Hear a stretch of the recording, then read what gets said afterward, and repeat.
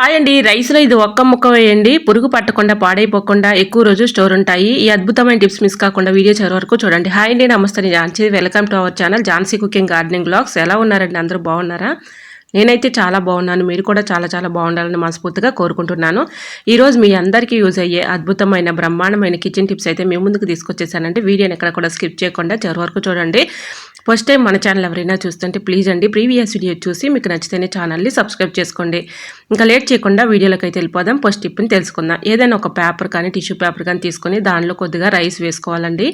ఇలా రైస్ వేసుకున్న తర్వాత మీరు యూజ్ చేసుకునే షాంపూ ఉంటుంది కదండి, అది ఏ షాంపూ అయినా ఈ విధంగా రైస్లో ఈ విధంగా మిక్సింగ్ చేసేసుకొని ఇలా ఈ పేపర్ని ఫోల్డింగ్ చేసేసుకుని గట్టిగా ఒక రబ్బర్ బ్యాండ్ వేసుకోవాలండి. ఇలా ఈ టిష్యూ పేపర్ని ఫోల్డింగ్ చేసేసి ఇలా పొట్లంలా కట్టుకున్నటువంటి ఈ పొట్లాన్ని మనం బట్టల కింద పెట్టుకున్నాం అనుకోండి, మనం ఎక్కువగా సెల్ఫుల్లో కబోర్డ్స్లో బట్టలు అయితే పెట్టుకుంటూ ఉంటాం కదండి.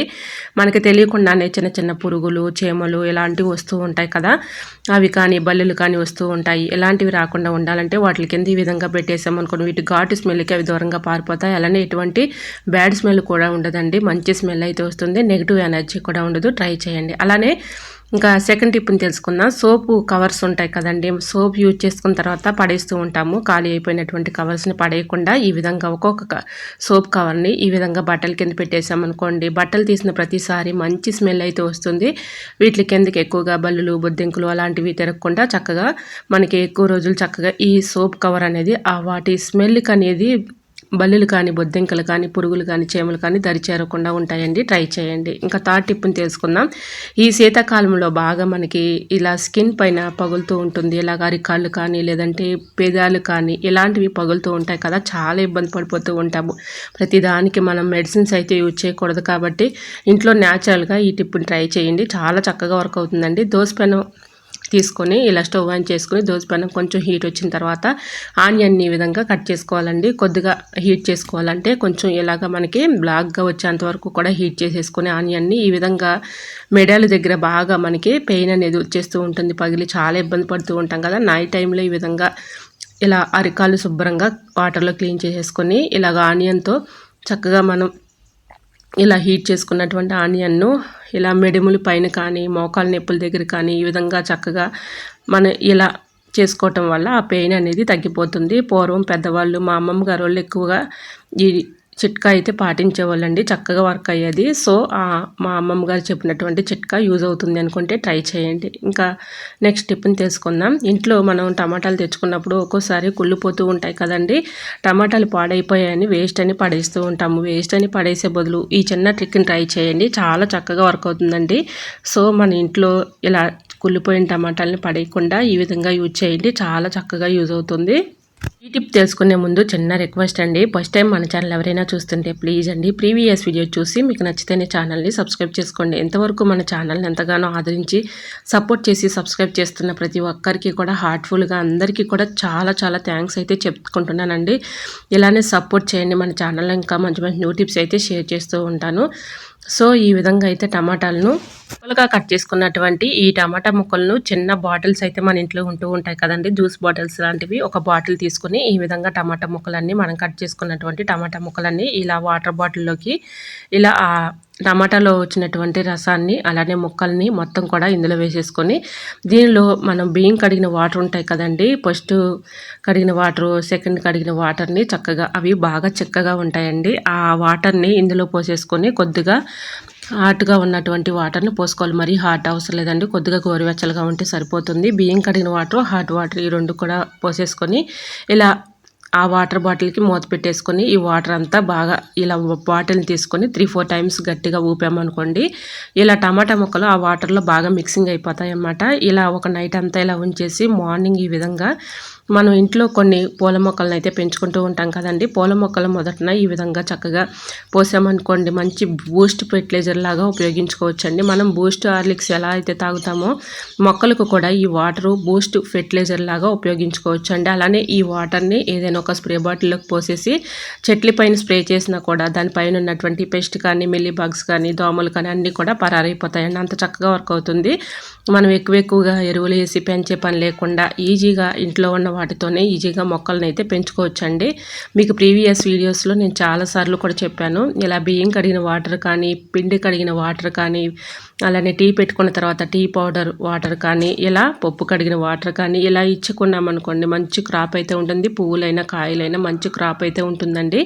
ట్రై చేయండి. సో మరి మీకు ఈ టిప్ ఎలా అనిపించిందో కమెంట్ సెక్షన్లో కమెంట్ చేసి మీకే టిప్స్ కావాలనేది కూడా కమెంట్ చేయండి. ఇంకా నెక్స్ట్ టిప్ని తెలుసుకుందాం. ఇప్పుడు చిన్న పెద్ద వయసు తేడా లేకుండా ప్రతి ఒక్కరికి వైట్ హెయిర్ అనేది వచ్చేస్తూ ఉంటుంది కదండి. ఎక్కువగా రాకపోయినా ఒక 3-4 లేదంటే ఒక 5-6 అలా ఎంటుకలు అయితే మనకి పైకి కనిపిస్తూ ఉంటాయి. అప్పటికప్పుడు మనం కలర్ అయితే వేయలేము. హడావుల్లో ఉండగా చాలా ఇబ్బంది పడుతూ ఉంటాం. అప్పటికప్పుడు మనకి ఈ విధంగా ట్రై చేయండి. చాలా చక్కగా వర్క్ అవుతుందండి. ఇంట్లో ఎండు కొబ్బరి అయితే ఉంటుంది కదండి. ఒక 4 స్పూన్ తీసుకుని ఎండు కొబ్బరిని ఈ విధంగా పెట్టేసి స్టవ్ ఆన్ చేసుకొని స్టవ్ మంట పైన ఈ విధంగా గట్టిగా మనం ఇలా కాల్చుకోవాలన్నమాట. అంటే బ్లాక్ కలర్ వచ్చేంత వరకు కూడా బాగా ఆ కొబ్బరి అనేది మనం హీట్ చేసుకోవాలి. అప్పుడు మనకి ఆ కొబ్బరి అనేది కొంచెం కొంచెం కరుక్కుంటా ఆ ఆయిల్ అనేది బయటకు వస్తుందన్నమాట. అంటే కొబ్బరిలో కొంచెం ఆయిల్ అయితే వస్తుంది కదండి. కొబ్బరి నూనె మనం ఎలా అయితే హెడ్కి మనం పెట్టుకుంటూ ఉంటామో తలకి, అలానే మనకి ఇలా కాల్చే కొద్దిగా హీట్ వచ్చే కొద్దిగా కొంచెం ఆయిల్ అయితే బయట వస్తుందన్నమాట. ఇలా కొబ్బరి కాల్చిన తర్వాత మనకి బ్లాక్ కలర్లో వచ్చినటువంటి ఆయిల్ని ఈ విధంగా మనం కొంచెం కలర్ కూడా మనకి ఇలా ఉంటుందండి బ్లాక్ కలర్లో. ఇలా చక్కగా ఈ బ్లాక్ కలర్ ఆయిల్ని ఈ విధంగా వైట్ హెయిర్ మీకు ఎక్కడైతే ఉందో అక్కడ ఈ విధంగా అప్లై చేసామనుకోండి అప్పటికప్పుడు మనం చక్కగా న్యాచురల్గా హెయిర్ కలర్ అయితే తయారు చేసుకోవచ్చు.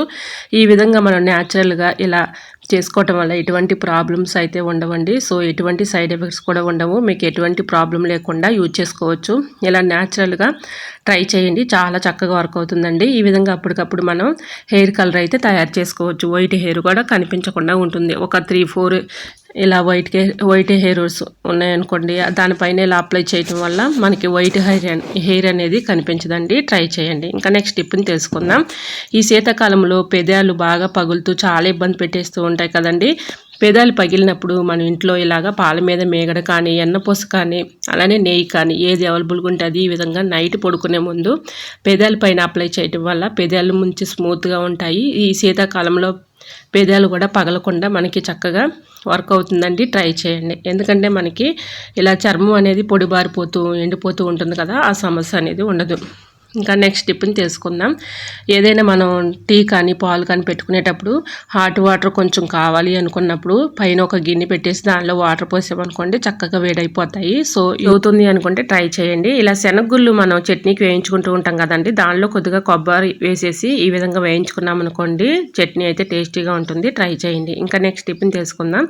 బియ్యం పురుగు పట్టకుండా పాడవకుండా ఉండాలంటే ఈ చిన్న ట్రిక్ని ట్రై చేయండి. ఏదైనా ఒక పేపర్ తీసుకొని దానిలో ఈ విధంగా ఇలా దాల్చిన చెక్క కొంచెం తీసుకోవాలని 2 లవంగాలు, అలా 2 మిరియాలు, అలానే వేపది ఎండి స్టిక్ ఉంటుంది కదండి, ఆ స్టిక్ కూడా 2 ముక్కలు చేసేసి అందులో వేసేసుకొని ఈ పొట్లాన్ని ఈ విధంగా పొట్లం కట్టేసుకొని దానిపైన హోల్స్ పెట్టేసుకోవాలండి. అక్కడక్కడ హోల్స్ పెట్టేసుకొని ఈ విధంగా రైస్లో పెట్టుకోవటం వల్ల రైస్లో పురుగు పట్టకుండా పాడైపోకుండా ఎక్కువ రోజులు స్టోర్ ఉంటాయండి. ఒక విషయం అయితే గుర్తుపెట్టుకోండి, రైస్ మనకి ఎక్కువ రోజులు స్టోర్ ఉండాలి అంటే మన రైస్ తీసుకున్న వెంటనే కవర్ ఏదైతే ఉందో సంచి కానీ అంటే బ్యాగ్ రైస్ బ్యాగ్ కానీ కవర్ కానీ ఏదైనా కూడా ఇలాగా బియ్యం తీసుకున్న వెంటనే అది ఆ కవర్ కానీ రైస్ బ్యాగ్ కానీ మొదట చుట్టేసి ఇలా పెట్టుకోవాలి. గాలాడకుండా చూసుకోవాలండి. మనకి అప్పుడు బియ్యం పురుగు పట్టకుండా ఎక్కువ రోజు స్టోర్ ఉంటాయి. సో ఈ విధంగా ఫోల్డింగ్ చేసుకున్నటువంటి ఈ పొట్లాలని చక్కగా మనకి హోల్స్ కూడా పెట్టేసాం కాబట్టి ఇలా మంచి ఘాట్ అయితే వస్తుందండి. ఈ ఘాటుకి పురుగు కానీ పాడైపోకుండా ఎక్కువ రోజు స్టోర్ ఉంటాయండి. సో యూజ్ అవుతుంది అనుకుంటే ట్రై చేయండి. చాలా చక్కగా వర్క్ అవుతుంది. సో మరి మీకు ఈ టిప్ ఎలా అనిపించిందో కమెంట్ సెక్షన్లో కమెంట్ చేయండి. వీడియో నచ్చితే ప్లీజ్ అండి చూస్తూ ఉండగానే చిన్న లైక్ చేయండి ఫ్రెండ్స్. మీరు ఇచ్చే చిన్న లైక్ నాకు సపోర్టింగ్గా ఉంటుంది, మరికొంతమందికి రీచ్ అవుతుంది కాబట్టి. సో ఇంకా నెక్స్ట్ టిప్ని తెలుసుకుందామండి. ఏదైనా ఒక నాప్కిన్ తీసుకుని దానిలో ఈ విధంగా ఒక గుప్పుడు రైస్ తీసుకోవాలండి. దానిలో ఈ విధంగా ఒక కర్పూరం బెల్లం ఉంటుంది కదండి, ఒక ట్యాబ్లెట్ అంటే ఒక బెల్లం తీసుకుని ఆ పౌడర్ కూడా చిదిమేసుకొని ఆ రైస్లో వేసేసుకోవాలి. 2 బాగా మిక్సింగ్ చేసేసుకొని ఇలా నాప్కిన్ మొత్తం కూడా ఫోల్డింగ్ చేసుకోవాలండి. ఇలా ఈ ఫోల్డింగ్ చేసుకున్నటువంటి నాప్కిన్ని హ్యాండ్ బ్యాగ్లో పెట్టేసుకున్నాం అనుకోండి, ఎందుకు అనుకుంటున్నారండి, ఇది చక్కగా వర్క్ అవుతుంది. మనం జర్నీ చేసేటప్పుడు ఎక్కువగా చాలామందికి కూడా వాంటింగ్ అనేది వచ్చేస్తూ ఉంటుంది, చాలా ఇబ్బంది పడుతూ ఉంటారు. అలా లేకుండా ఉండాలి అంటే ఇలా ఈ నాప్కిన్ మనం ఇందులో రైస్లో కర్పూరం బెల్లం కూడా చిదిమేసుకుని ఆ పౌడర్ వేసేసుకున్నాం కదండి. వీటి ఘాట్ స్మెల్కి మనకి వాంటింగ్ అనేది ఆగిపోతుందండి. వాంటింగ్ వచ్చేటట్లుగా ఉన్నప్పుడు ఇలా ఈ నాప్కిన్ తీసుకుని ఆ స్మెల్ పీలుస్తూ ఉంటే మనకి వాంటింగ్ అనేది ఆగిపోతుంది. ట్రై చేయండి. ఇంకా నెక్స్ట్ టిప్ని తెలుసుకుందాం. ఒక టమాటాను ఒక హాఫ్ తీసేసుకొని దానిపైన ఈ విధంగా దీనిపైన కొద్దిగా పసుపు తీసుకోవాలని మీరు యూజ్ చేసుకునే పేస్ట్ ఉంటుంది కదండి, ఆ పేస్ట్ కూడా ఇలా అప్లై చేసేసి కొద్దిగా పంచదార కూడా వేసుకోవాలి. ఇలా పంచదార కూడా వేసేసుకొని దీనిపైన కొద్దిగా తేనె వేసుకోవాలండి. ఇలా తేనె వేసుకున్నటువంటి ఈ మిశ్రమాన్ని మొత్తం కూడా ఇలా టమాటా ముక్కలోకి అలా గుజ్జులోకి మొత్తం కూడా లోపలికి వెళ్ళే విధంగా ఈ మిశ్రమం అంతా కూడా ఇలా వేళ్ళతో లోపలికి వెళ్ళేటట్లుగా ఇలా అనుకొని చక్కగా ఈ హాఫ్ టమాటా ఉంది కదండి, ఇది మన ఫేస్ పైన అప్లై చేయటం వల్ల ఫేస్ పైన ఉన్నటువంటి టాన్ కానీ పిగ్మెంటేషన్ మచ్చలు కానీ అలానే మన కళ్ళ కింద ఉన్నటువంటి మనకి మచ్చలు పడుతూ ఉంటాయి. బ్లాక్ కలర్లో మచ్చలు పడుతూ ఉంటాయి. బ్లాక్ అంటే మనకి నైట్ ఎక్కువగా నిద్ర లేకపోవటం వల్ల కూడా కళ్ళ కింద బ్లాక్ సర్కిల్లో మచ్చలు పడుతూ ఉంటాయి. అలాంటి మచ్చలు కానీ పిగ్మెంటేషన్ మచ్చలు కానీ ఫేస్ పైన ఉన్నటువంటి మొటిములు మచ్చలు కానీ ఇవన్నీ పోవాలంటే చక్కగా మనకి ఈ విధంగా నైట్ పడుకునే ముందు ఇలా అప్లై చేసేసి మార్నింగ్ చక్కగా ఫేస్ వాష్ చేసుకున్నాం అనుకోండి, ఫేస్ అనేది మంచి గ్లోయింగ్గా ఉంటుంది, మంచి బ్రైట్నెస్గా కనిపిస్తుంది. ఫేస్ పైన ఉన్నటువంటి టాన్ కానీ మొటిములు కానీ మచ్చలు కానీ పిగ్మెంటేషన్ మచ్చలు కానీ కళ్ళ కింద ఉన్నటువంటి బ్లాక్ సర్కిల్లో మచ్చలు కానీ అన్నీ కూడా చక్కగా తొలగిపోతాయండి. ట్రై చేయండి. ఇంకా నెక్స్ట్ టిప్ని తెలుసుకుందామండి. ఇలా మనం ఫ్రిడ్జ్ అంతా క్లీన్ చేస్తూ ఉంటాం కానీ ఫ్రిడ్జ్లో బాగా ఇసుగడ్డ కట్టేసి చాలా ఇబ్బంది పెడుతూ ఉంటుంది. ఎందుకంటే మనం ఏదైనా కర్రీస్ కానీ ఏదైనా చికెన్ కానీ మటన్ కానీ బాక్స్లో స్టోర్ చేసుకుని పెట్టుకున్నప్పుడు వెంటనే తీయాలని ప్రయత్నించినా త్వరగా రాదు. ఐస్ గడ్డ కట్టేసి చాలా ఇబ్బంది పెడుతూ ఉంటుంది కదా. ఇలా ఐస్ గడ్డ కట్టకుండా చాలా చక్కగా మనకి కరెంట్ బిల్ కూడా తక్కువగా రావాలంటే ఈ చిన్న ట్రిక్ని ట్రై చేయండి.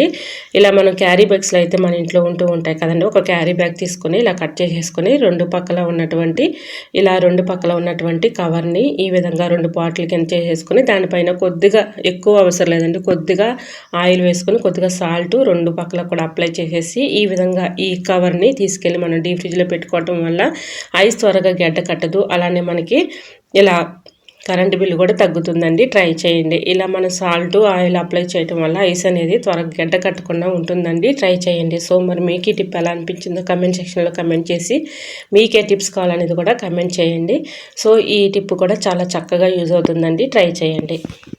నెక్స్ట్ టిప్ని తెలుసుకుందాం. నిమ్మకాయలు పాడవకుండా ఎక్కువ రోజులు స్టోర్ ఉంచుకోవాలంటే ఈ చిన్న ట్రిక్ని ట్రై చేయండి. మనం నిమ్మకాయలు ఎక్కువగా తెచ్చుకున్నప్పుడు మనం బయట పెట్టేస్తూ ఉంటాం, దానివల్ల కుళ్ళిపోతూ పాడైపోతూ ఉంటాయి. ఎక్కువ కాస్ట్ పెట్టి తెచ్చుకొని పాడవుతుంటే చాలా ఇబ్బంది పడుతూ ఉంటాం కదా. నిమ్మకాయలు ఎక్కువ రోజులు స్టోర్ ఉంచుకోవాలంటే ఈ చిన్న ట్రిక్ని ట్రై చేయండి. మనం ఎక్కువగా నిమ్మరసం త్రాగుతూ ఉంటాము, హనీ నిమ్మకాయ కలుపుకొని త్రాగుతూ ఉంటాము. ఇలా మనకి నిమ్మకాయలు అనేక అవసరాలకి యూజ్ చేస్తూ ఉంటాం కాబట్టి ఇలా పాడైపోకుండా ఎక్కువ రోజులు స్టోర్ ఉంచుకోవచ్చు. ఇలా నిమ్మకాయలు ముందుగా శుభ్రంగా వాటర్లో క్లీన్ చేసేసి తేమ లేకుండా ఆరబెట్టుకున్న తర్వాత ఈ విధంగా ప్రతి ఒక్క నిమ్మకాయకి కూడా పేపర్ని రోల్ చేసేసి ఏదైనా ఒక కవర్లో పెట్టేసుకొని లేదంటే ఏదైనా ఒక బాక్స్లో స్టోర్ చేసుకున్నాం అనుకోండి, పాడైపోకుండా మనకి ఎక్కువ రోజులు స్టోర్ ఉంటాయండి. ఇలా బాక్స్లో స్టోర్ చేసుకునేటప్పుడు అడుగున టిష్యూ పేపర్ కానీ న్యూస్ పేపర్ కానీ వేసుకొని దానిపైన నిమ్మకాయలు పెట్టుకుని పైన కూడా ఒక పేపర్ పెట్టేసుకుని మూత పెట్టుకుని ఫ్రిడ్జ్లో స్టోర్ చేసుకుంటే మనకి ఎన్ని రోజులు ఉన్నా కూడా నిమ్మకాయలు పాడవకుండా ఎక్కువ రోజులు స్టోర్ ఉంటాయండి. సో నిమ్మకాయలు మనం ఎక్కువ కాస్ట్ పెట్టి తెచ్చుకున్నప్పుడు ఈ విధంగా స్టోర్ చేసుకున్నారనుకోండి చక్కగా వర్క్ అవుతుంది. ట్రై చేయండి. అలానే మనకి నిమ్మకాయలు ఎలా స్టోర్ చేసుకోవాలి అనేది టిప్స్ అయితే మన ఛానల్లో వీడియోస్ అయితే చాలా ఉన్నాయండి. సో ఒకసారి చెక్ చేయండి, చాలా చక్కగా వర్క్ అవుతాయి. ఈ టిప్స్ ద్వారా చక్కగా మన నిమ్మకాయలని చాలా చక్కగా ఎక్కువ రోజు ఫ్రెష్గా ఉంచుకోవచ్చు.